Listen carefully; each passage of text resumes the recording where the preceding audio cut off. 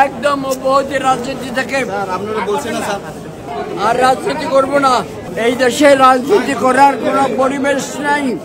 বৈষম্য বিরোধী আন্দোলন কেন্দ্রিক এক হত্যা মামলায় গ্রেপ্তার দেখানো শুনানির জন্য কামাল আহমেদ মজুমদার সহ ৬ জনকে কারাগার থেকে আদালতে হাজির করা হয়।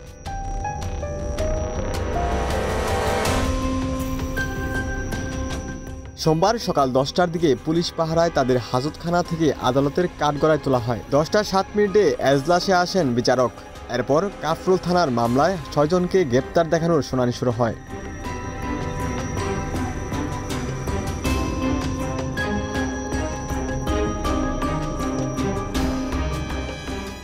এ সময় মামলার তদন্তকারী কর্মকর্তা তাকে গ্রেপ্তার দেখানোর আবেদন করেন।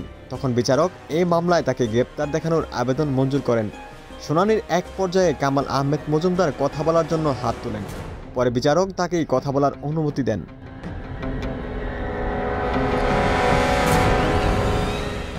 তখন কামাল আহমেদ মজুমদার আক্ষেপ করে বলেন, আমার ৭৬ বছর বয়স, আমার চোখ ৭০% নষ্ট হয়ে গেছে, আমার পরিবারের সম্পর্কে কোনো খোঁজখবর নিতে পারছি না, আমি মৃত্যুর আগ পর্যন্ত আওয়ামী লীগের রাজনীতি করব না, আমি আওয়ামী লীগের কোনো পদে নেই, এখন থেকে প্রাথমিক সদস্য পদ থেকেও পদত্যাগ করলাম, কারাগারে ডায়াবেটিসের চেক করার জন্য ডিজিটাল কোনো যন্ত্র বা ঔষধ দেওয়া হচ্ছে না, এমনকি পবিত্র কোরআন শরীফও দেওয়া হয়নি, এবং আওয়ামী লীগের সাধারণ সদস্য পদ থেকে অব্যাহতি, আমি কোনো দলীয় পদে নাই।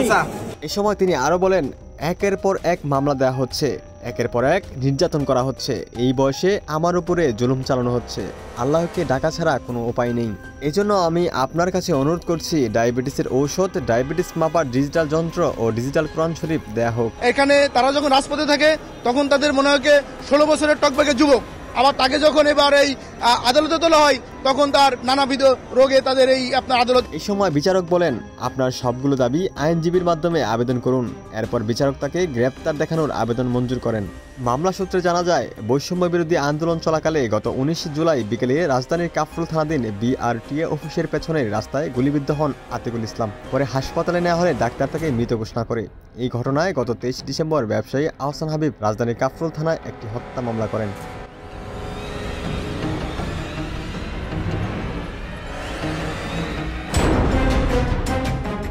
এই মামলায় গত ৮ অক্টোবর রাতে রাজধানীর গুলশান এলাকা থেকে কামাল আহমেদ মজুমদারকে গ্রেপ্তার করা হয়। এরপর একাধিক মামলায় তাকে রিমান্ডে নিয়ে জিজ্ঞাসাবাদ করা হয়েছে। বর্তমানে তিনি কারাগারে আটক রয়েছেন।